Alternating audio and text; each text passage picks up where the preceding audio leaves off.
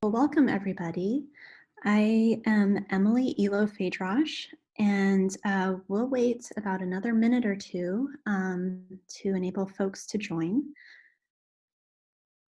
This is our third installment of the IMG webinar series. If you were not able to attend the previous two webinars, I encourage you to look them up on the website. We have recorded the previous two, and they're available through our YouTube channel. And this webinar will be recorded as well. And so a few logistics. We encourage everyone to use the chat, both during this brief introduction as well as throughout the live demo that I'll be going through for Metagenome Bins. I will, in a minute, have Simon introduce himself. He will be handling answering questions. There will also be, at the end of this webinar, a document that we will develop for various tips and tricks for how to navigate metagenome bins through IMG. So if your questions are not answered during the course of this webinar, we will make that link available to you, and we will populate it with answers to your questions. Let's see, so I think we will wait for maybe 30 more seconds. So during this time, I'd like to invite Simon to introduce himself. Hi everyone, like Emily said, I will be in charge of the chat for this webinar. So again, ask any questions about the genome bins and everything that Emily is presenting. During the webinar, we will try to address them live as much as we can, but worst case scenario, we will have a more detailed answer in the transcripts that will be provided after the webinar. Great, thanks, Simon. All right, so I think at this point we can just get started. So as I mentioned, my name is Emily Eloe-Fadrosh. I am the head of the Metagenome program at the Joint Genome Institute. And we will be going through the topic of metagenome bins for today. For those of you who were not able to make the previous two webinars, I just wanted to briefly highlight what the Joint Genome Institute is, to give everyone a flavor for who we are and what resources we provide as a national user facility. So we are located at the Lawrence Berkeley National Lab, and we, as a national user facility supported by the Department of Energy, we focus on providing large-scale genomics and analysis services for plants, microbes, and microbial communities that are relevant to the DOE mission areas of carbon cycling, bioenergy, and biogeochemical cycling. We have a staff of about 285, and we serve a number of active users. Shown on this slide are a few statistics for the number of researchers and research communities that we serve.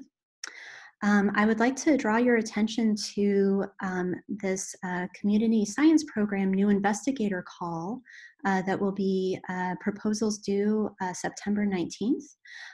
This is a call for researchers who have not previously had proposals and active projects with JGI staff before.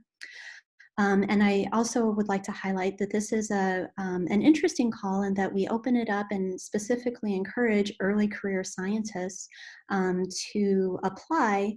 And we, as part of this call, are able to provide DNA sequencing and analysis services to help with for some smaller projects that would then lead you to be able to apply for a larger scale proposals.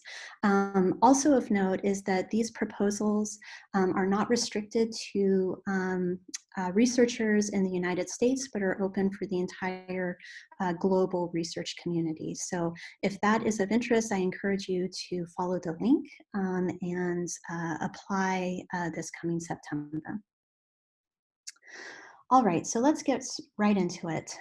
So for those of you who may not be familiar with metagenomics, I just briefly wanted to go over the concept of what metagenomics is and why metagenome binning in particular is very valuable. So if you think of an isolate genome, it's essentially a parts list of a single microbe. But metagenomics enables you to extract DNA from an environment, so whether it be ocean water or a hot spring environment or even soil, you can collect those types of samples, extract DNA, and do sequencing directly from that extracted DNA to gather a parts list of all those microbes within that community. So this is a very powerful tool that enables you to get access to the genomic blueprint of microbes that cannot be cultivated in a laboratory setting. And so just a brief foray into the early days of metagenomics, which dates back to about 2004, two key studies came out that used this type of sequencing directly from environmental samples. The first from the J. Craig Venter Institute, where they were interested in collecting seawater samples from the Sargasso Sea and doing sequencing directly from surface seawater samples. And then the second out of Jill Banfield's lab, where they were interested in looking at a much reduced environment in terms of microbial diversity from acid mine drainage. And in both of these examples, the goal was to try to look at these genomic fragments and compare them to what at the time was known from isolate genome sequencing. And in the case of the Sargasso Sea, it was very small fragments that were recovered from the dominant microbe Prochlorococcus. But then in the second example from the acid mine drainage, they were able to actually reconstruct, for the most part, the population genomes from the dominant microbes. And so this has been a really powerful tool that, thanks to two major improvements over the years, has really been able to be applied at a much larger scale and to a lot of diverse samples. So the first of those improvements was in the sequencing technology itself. So in the early days, there was Sanger sequencing, later came 454, and now we are able to do terabases worth of sequencing on machines like the HiSeq and more recently the NovaSeq platform through Illumina.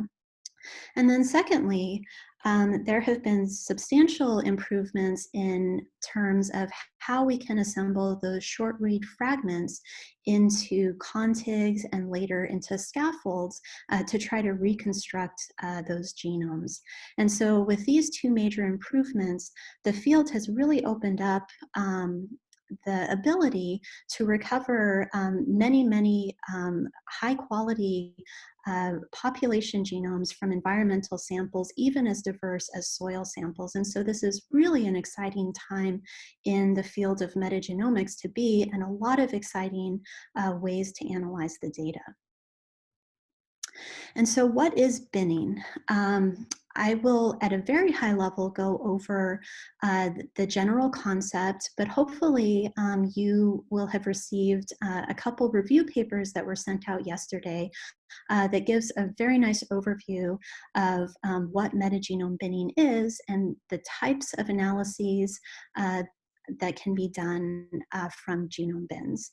And so genome binning is effectively clustering contigs that are presumably from the same genome together, and that's based on using a set of genomic properties such as tetranucleotide frequency, coverage information, phylogeny, and even abundance patterns that if you, for instance, have a time series or a spatial series of multiple metagenomes, you can use information across those multiple metagenomes on the abundance of particular populations to improve the binning results. I just wanted to highlight that there are terms that can be used interchangeably, although they probably shouldn't. Binning, as I mentioned, aims to cluster contigs and is typically done in using automated computational tools. So there's a lot of tools out there that you can explore, and I would encourage you to do so to gain a better understanding of the different assumptions and the different ways that these binning tools can work, and compare them to the needs of your particular study. But the term binning can often be used interchangeably with the term metagenome assembled genomes, or MAGs. But MAGs really, they rely on binning approaches, but they also rely on a researcher to go in and to evaluate the quality, and then to do additional manual curation for those particular MAGs. So again, I encourage you to read the review material that was sent out, as well as doing your own investigation of the very extensive literature out there on metagenome binning. I also wanted to highlight that a number of years ago, there was a large community-driven effort that was in collaboration with the Genomic Standards Consortium to develop a set of minimal standards about metagenome assembled genomes, as well as single amplified genomes, and that these standards are critically important to be able to communicate the level of quality of the MAGs that you generate from a metagenome.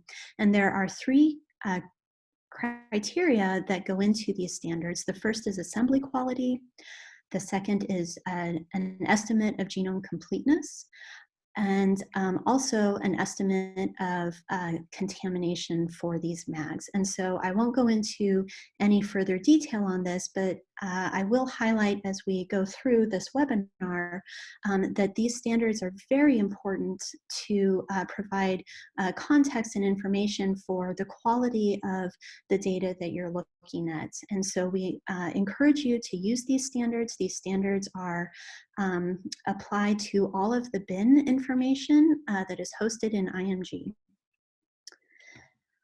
So for today, we will be going through a number of different ways that you can look at bins using IMG.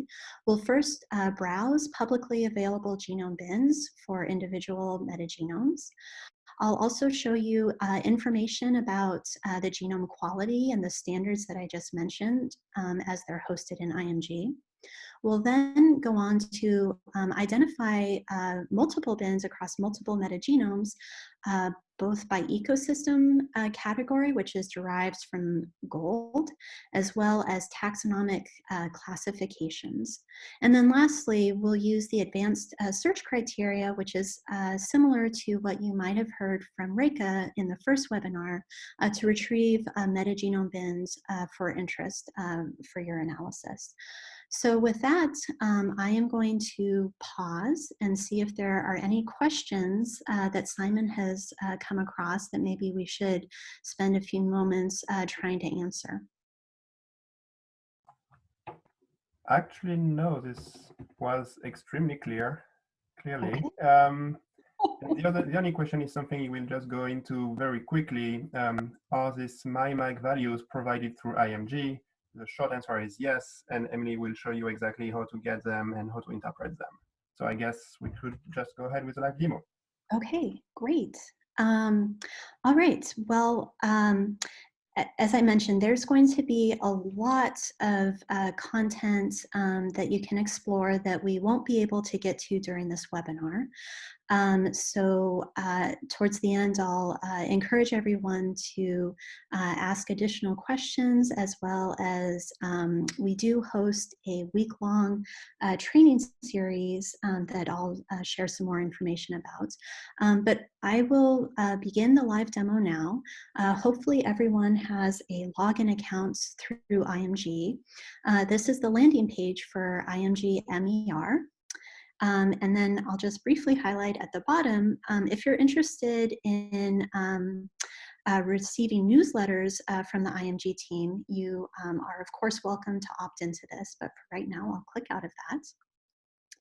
And so what I'm going to first start with is how can we look at genome bins from a single metagenome?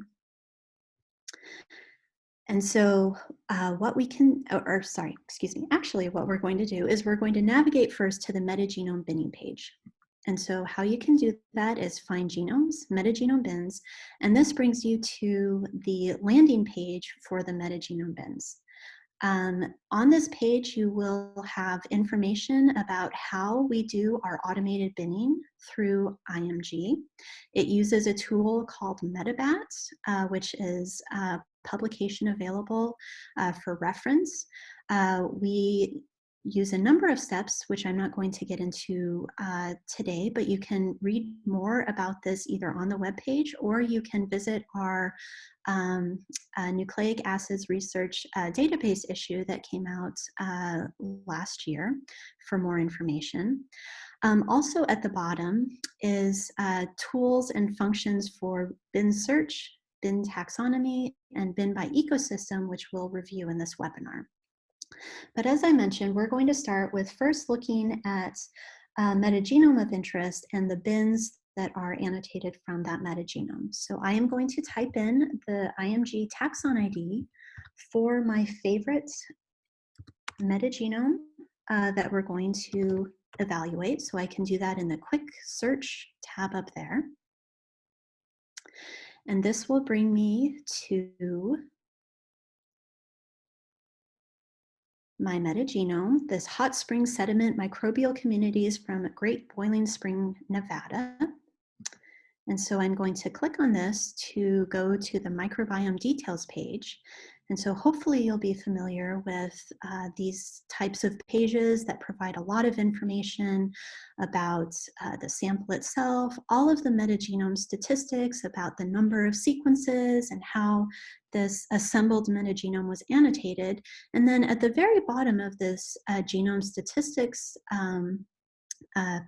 portion is a row that lists the metagenome bins. And so we have a hyperlink with 26 metagenome bins that were recovered from this particular metagenome.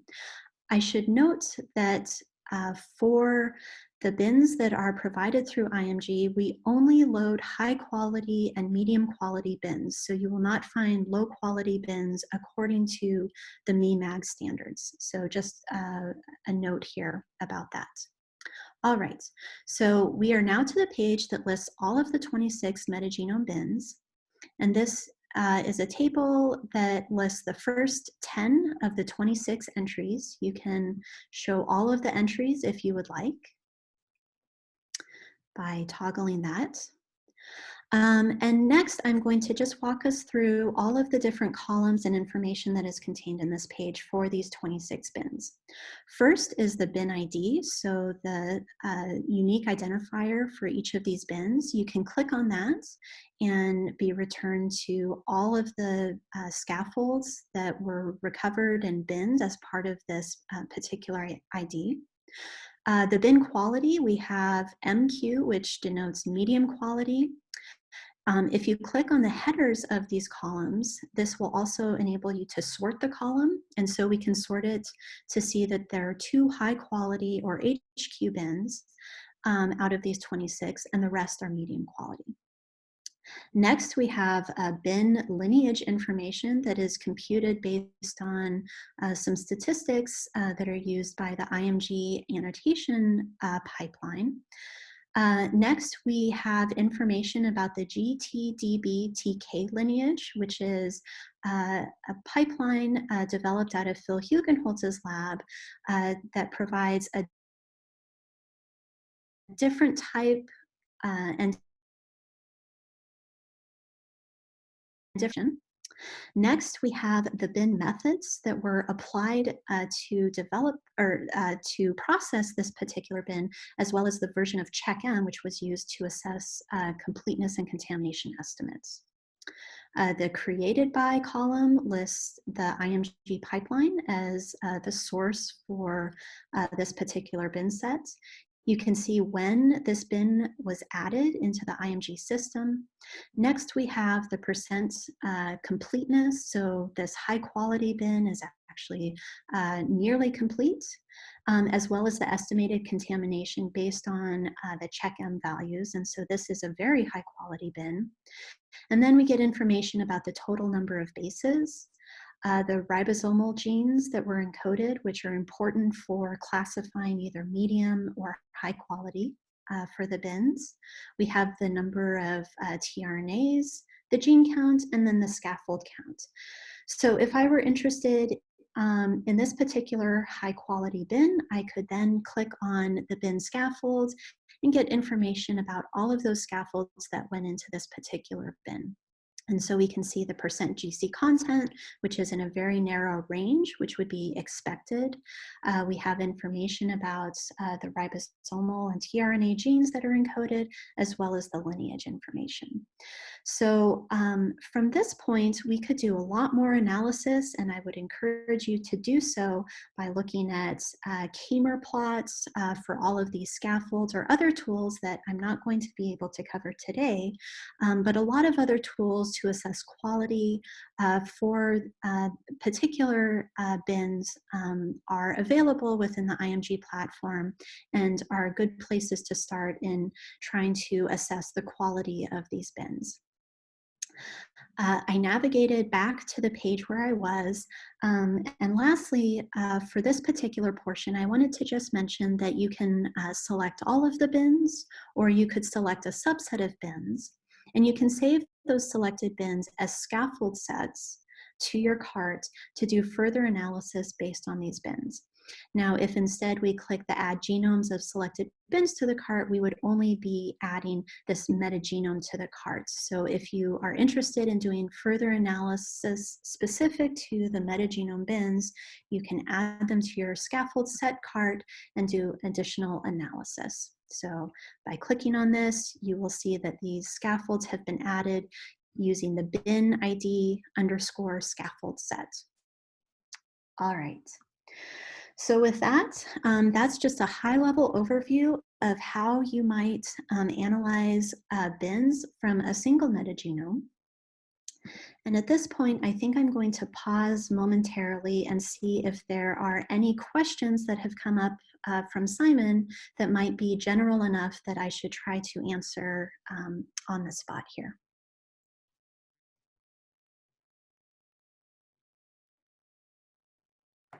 I guess one is, so when we use find genome and not find bin, we can still see some mags. What is the difference between the mags you can get from find genome and genome search and the bins that can be found by bin search? Okay, I'm sorry, say that again. So the idea, if when you go to find genomes Mm-hmm.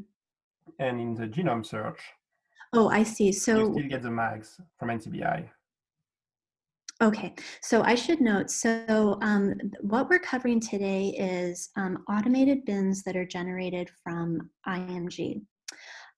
We all have categories. If we go to the home page,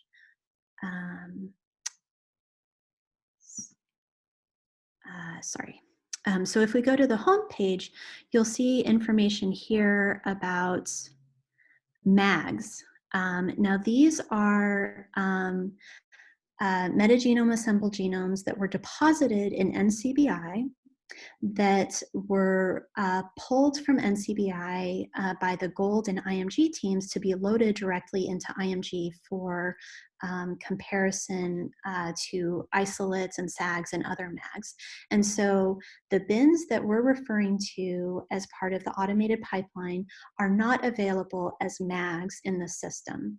And so that's the difference between bins that are generated and you analyze them as scaffold sets compared to metagenome assembled genomes that have been deposited at NCBI, have been pulled into the IMG system as MAGs, and are effectively available to analyze using that framework as an individual MAG compared to the bins. So I don't think I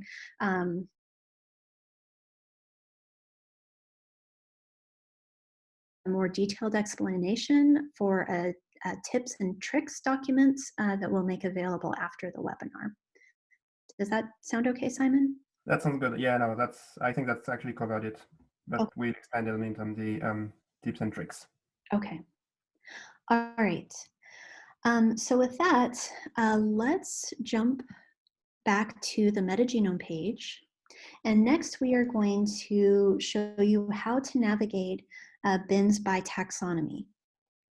And so whereas we first were looking at only bins from a single metagenome, we have the ability to look at multiple bins across multiple metagenomes, and we're going to do so first by taxonomy. And so if we click the Bin by Taxonomy button, we will be brought to the page that gives us a bunch of information and a fun little colored box plot chart to have a more visual way of navigating these. So first, I want to highlight the total number of metagenomes with bins that are currently in the IMG system are a little over 10,000. And we can search across a little over 85,000 bins, which is really a tremendous resource to have access to, and is pretty exciting. So there is a search box where you can simply type in your term of interest. There is also a view by phylogenetic category. And so if we just scroll down to the phylum level, we will be returned to a table that provides all of the phyla that are currently classified within IMG, as well as the number of bins that are associated with that. And so this is information that you can navigate. You can click on the bin quality, whether you would like medium or high quality bins according to the MEMAG standards. You can look at different brackets of contamination that you feel comfortable with for your analysis, or completeness. And then you can also look at this table that shows you a bunch of information about all of the phylum level groups and the number of bins that are associated with those particular phyla. So this is one way to navigate. If I go back to the page I was previously on, and if you're a more visual person, you can navigate down to the boxes at the bottom. Oops. Let's see, that did not go back. Okay, there we go.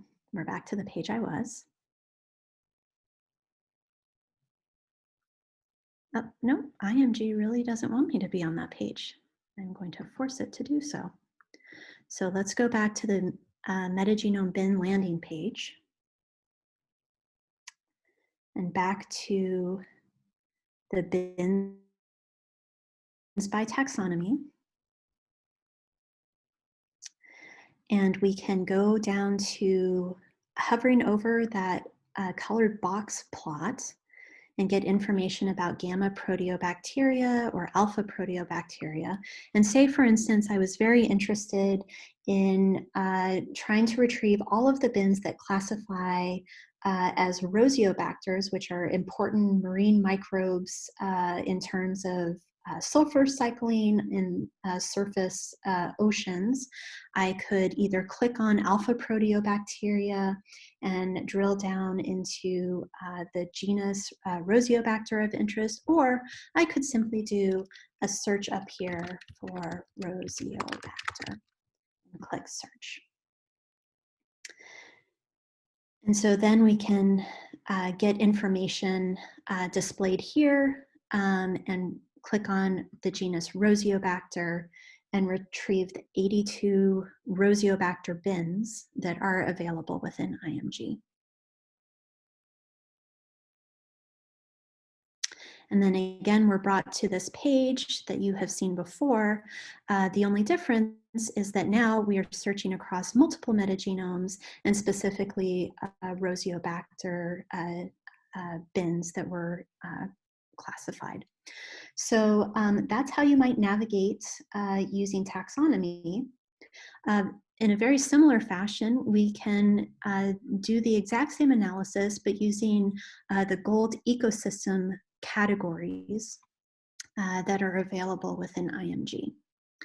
And so we can go back to the Metagenome Bin landing page. We can scroll down to bins by ecosystem.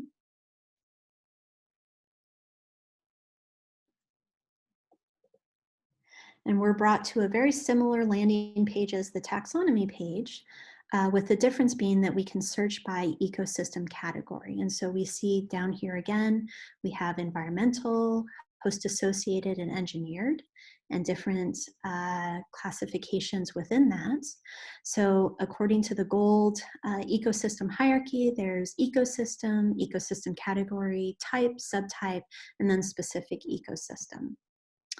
All right, so say for instance, we were interested in trying to retrieve bins that were associated with microbial mats from hypersaline environments.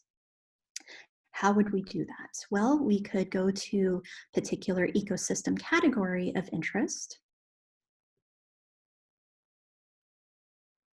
and we could further drill down based on that particular category. Alternatively, looking at these ecosystem categories, we could search by particular types within the search bar.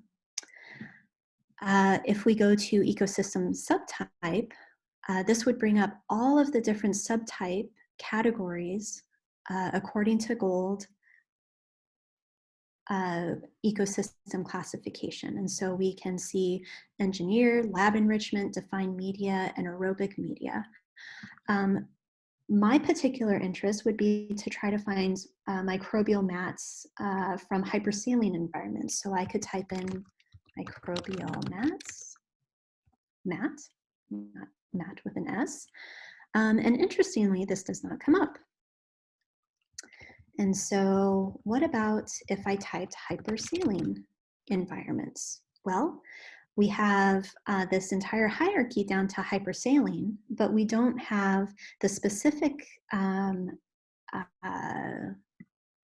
ecosystem that indicates a particular microbial mat. So if I wanted to click on all of these hypersaline, I could click on that and retrieve all of those 768 environments.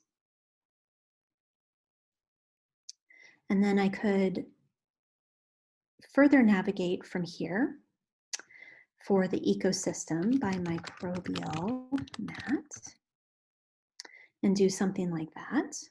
Or as I've shown you with the taxonomy, there are a lot of different ways that we can navigate this page. And so IMG has a lot of built-in redundancy that you can get to the same answer and data that you're looking for using a number of different ways. And so again, we could type in here microbial mat in the search and bring up all of the hypersaline microbial mats.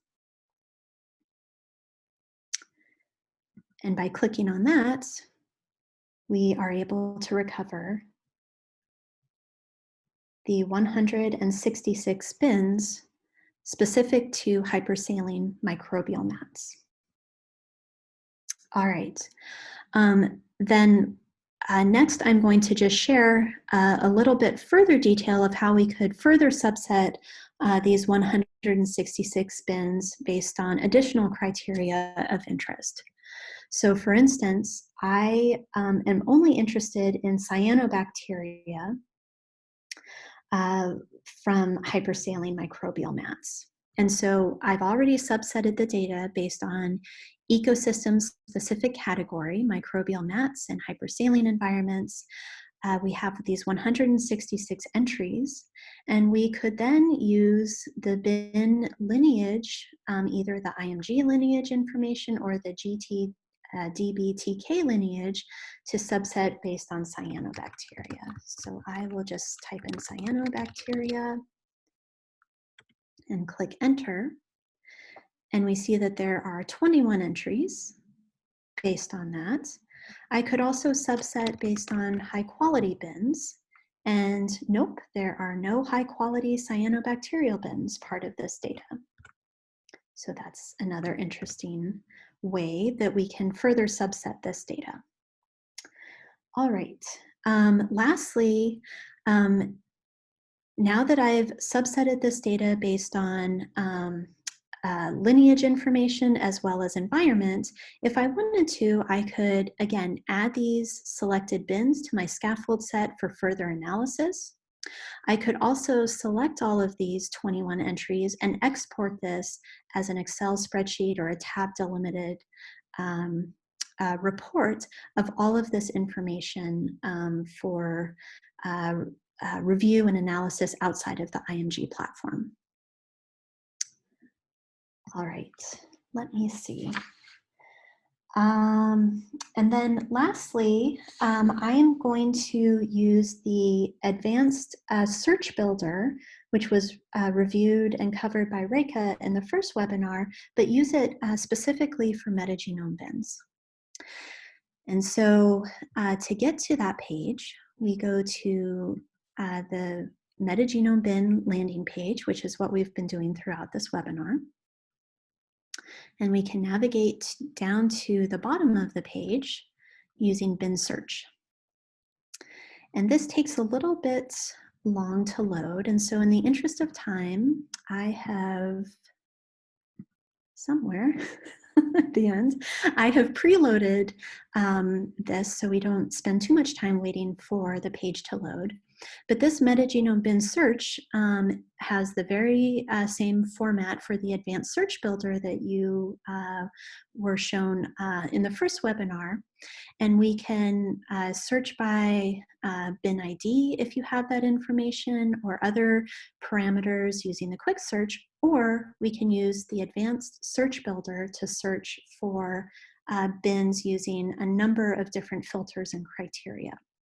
So I'm at the advanced search builder interface, and I'm particularly interested in trying to not only find bins of particular taxonomy as well as from a particular ecosystem, but I also want to find bins based on the bin statistics themselves. So I am only interested in identifying bins with greater than or equal to 90% estimated genome completeness.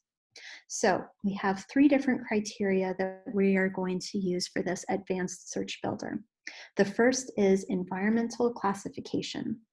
So I will add a new line builder and go down to environmental classification.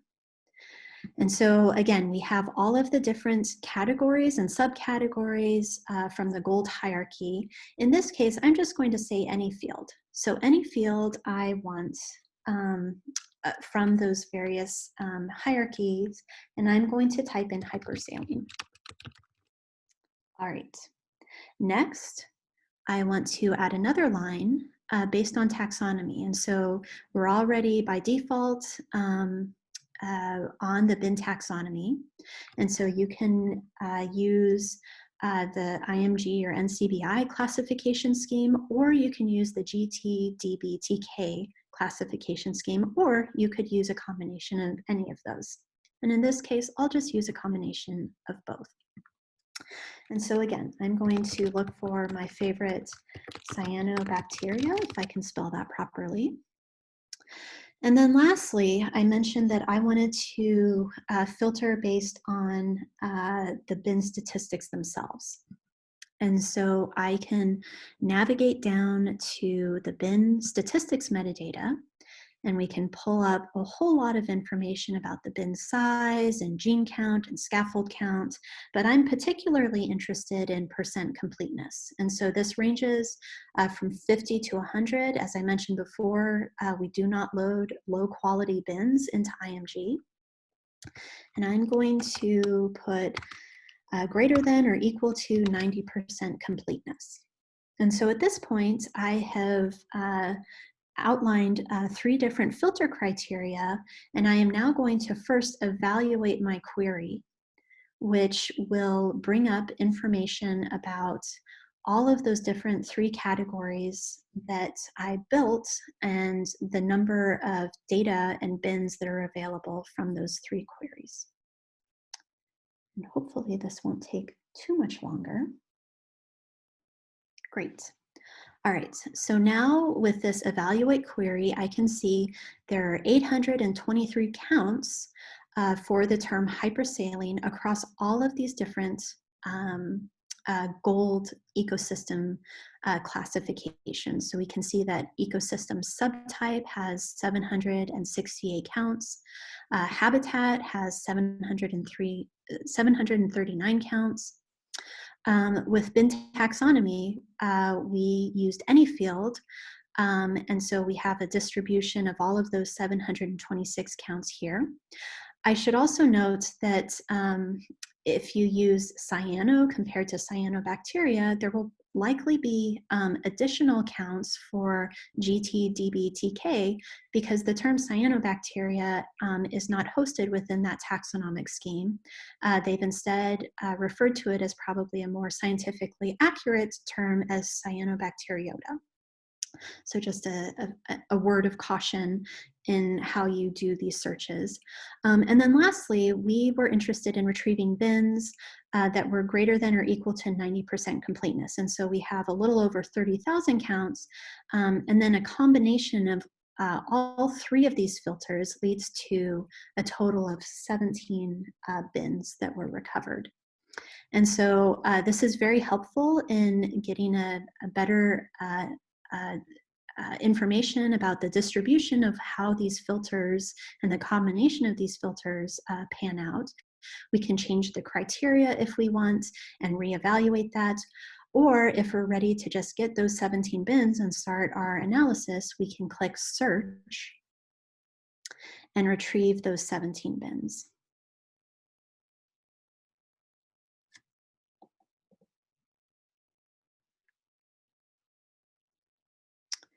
And it takes a little while to load, but oops, oh, and my back button hit. Bummer. Okay. Well,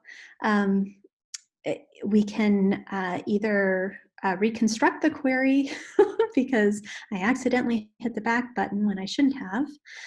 But this is a nice learning example, I guess, is that we can just select this and reconstruct the query.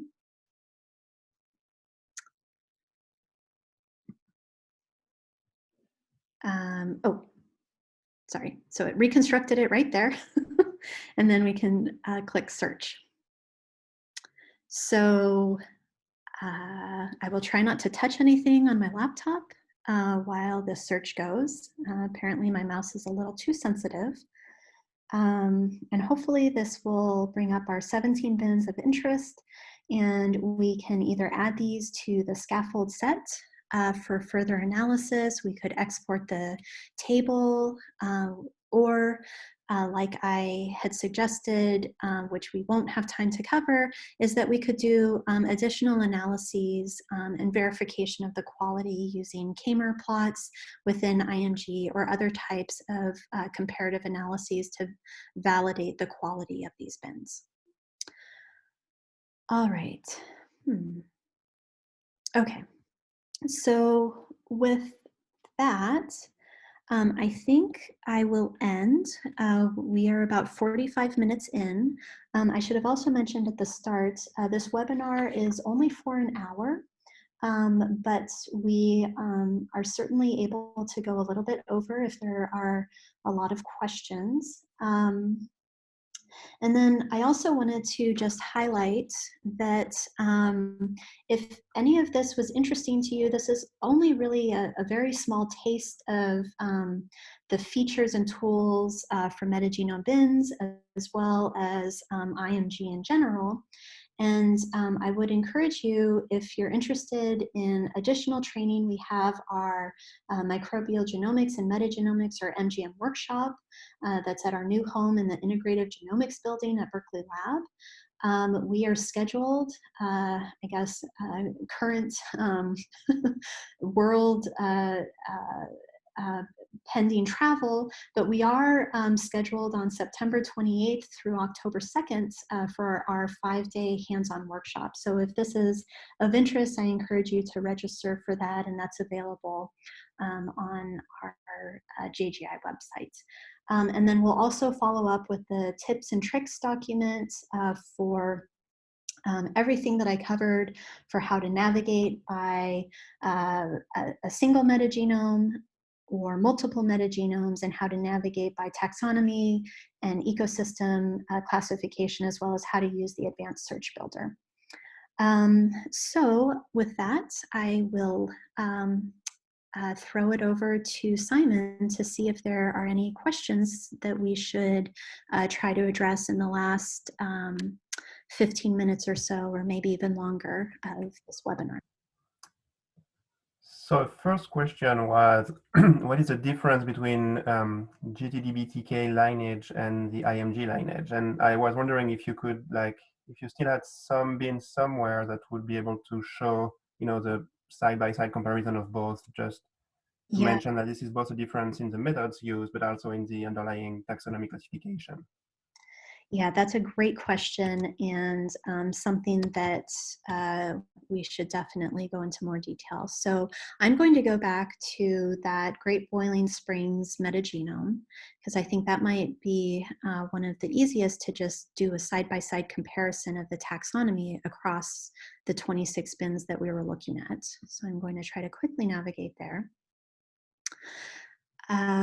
We will, as part of the tips and tricks, provide the exact way that IMG does the classification for the bins. But at a high level, it uses a consensus of all of the annotated proteins that are encoded on each of the scaffold, or each of the proteins that are encoded on a single scaffold. The consensus of that uses the last common ancestor to assign taxonomy. Now that's different from GTDBTK, which assigns lineage based on placing the genome, or the bin, within a reference tree, and looks at, based on that reference placement within the reference tree, what the lineage information should be. So I'm looking at the 26 bins for this single metagenome, and you'll see side by side the bin lineage, which is the IMG assignments using the NCBI taxonomic classifications compared with the GTDBTK. And so we can see, for instance, this first medium quality bin, IMG, assigned it to bacteria, which is the lowest common ancestor which it could assign to based on the scaffolds and the classification of the scaffolds, compared to GTDBTK, which is kind of a mouthful, which classifies it down to the verruco microbiae. And so if we wanted to go into a bit more detail for this particular gene, or bin ID, we could click on this and then look at the scaffold information. Why is this not letting me click? Oh, it's doing, okay, let's scroll over to the scaffold count and click on the scaffolds there.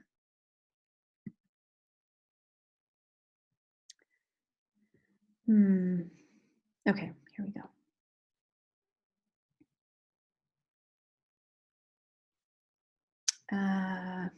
Okay.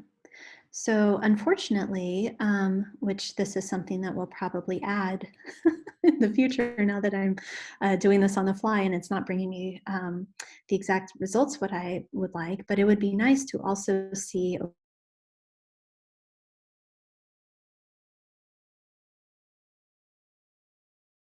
old that's not possible. So we only have it at the bin level, and we can just navigate. In some cases, like for instance, this third entry down here, both the NCBI lineage information as well as the GTB-DK lineage information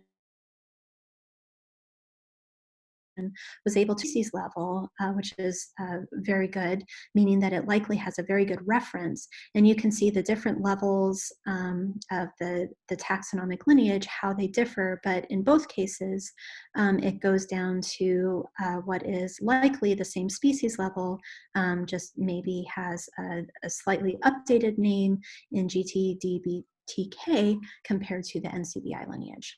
So I think at this point, I'll just, we can add in more information on that tips and tricks document specific to the differences between these lineage assignments, how they're calculated, and suffice to say that when you begin doing these analyses, it is really important to take multiple ways of assigning taxonomy into account in order to get the best possible results. All right, so are there additional questions that have come up? There is another one which is of potentially general interest. So the question is, let's say someone wants to search for some species of bacteria within a set of metagenomes. Would it be better to search the bins, or would it be better to search using something like compare genomes and then genomes within metagenomes? Which I guess come back to the point of what is exactly in the bins and how much of each metagenome can we expect to be in bins versus outside of bins? Yeah. Yeah, that's a great question. So we don't have any statistics hosted in IMG specifically saying how much of the assembled and annotated contigs went into bins. So that might be useful information to be included at a later date. But for the vast majority of metagenomes, there is a very, very small portion of the overall metagenome that was assembled and annotated that does get binned. And then to add to that, we are only looking at the medium and high quality bins according to the MEMAX standards. And so all of the low quality bins that might have been binned are not hosted in IMG and so not available for analysis.